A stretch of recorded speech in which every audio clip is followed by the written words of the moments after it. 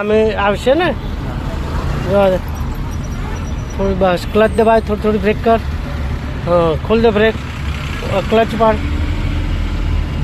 જવા દે ધીરે, slow slow slow કહું એટલે ક્લચ આખો દબાય. જવા દે એટલે કે ગાડી તું બ્રેક માર તો ગાડી બંધ થઈ જાય, તારી ઘડીએ ઘડીએ બંધ થઈ જાય. આપ એક્સિટર, આપ એક્સિટર, હવે આપ થોડું એક્સિટર. હવે ક્લચ દબાઈને બીજો કર, ડાબી બાજુ પાછળ. હા, જવા દે, ઉપાડ ક્લચ, કર મારી સાઈડ.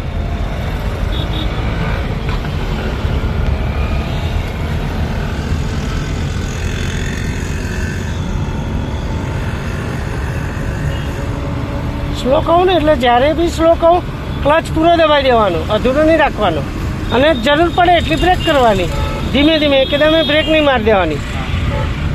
સ્લોનો મતલબ કે ધીરે ધીરે, જેમ બાઇક સ્લો કેમ કરે તું પહેલેથી. મારે બાકો ક્લચ દબાઈ દેવાનો. હા બરાબર, થોડો બ્રેક એમ કદમ પછી બ્રેક ને દબાવવાનો.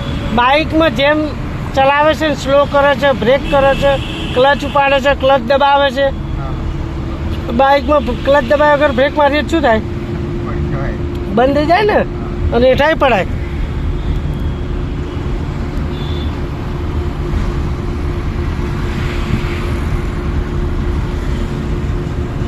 ક્લચ દબાઈને ત્રીજો કરવાનો. કર ત્રીજો આગળ, બસ જવા દે, ધીમે ધીમે જવા દે. થોડી લેફ્ટમાં જ રાખજે. હા બરાબર છે, હજુ લેફ્ટ જ કરશે. આમ રાખ, પેલી બાજુ નહીં જવાનું. અને બહુ ટાઈટ હાથ ના રાખતો.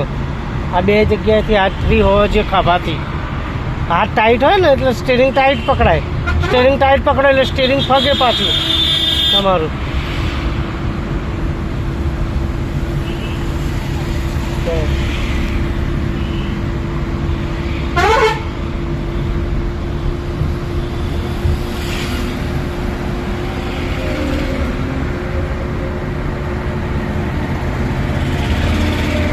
સીટ બરાબર છે ને, પાછી લઈ લેવાની. આપણે બેસીએ ને, આપણે આપણા પ્રમાણે એડજસ્ટ કરી લેવાની.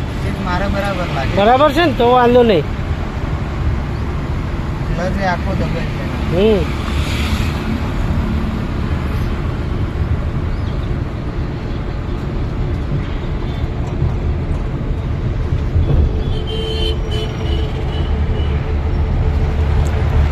લેફ્ટ સાઈડ દબાવો થોડી વધારે, રાઈટમાં છે. હા, આ વ્હાઈટ પટ્ટો ખૂણાથી દેખાતો છે, જો બસ આ પોઝિશનમાં ચલાવવાની. બહુ રાઈટમાં નહીં, બહુ લેફ્ટમાં નહીં.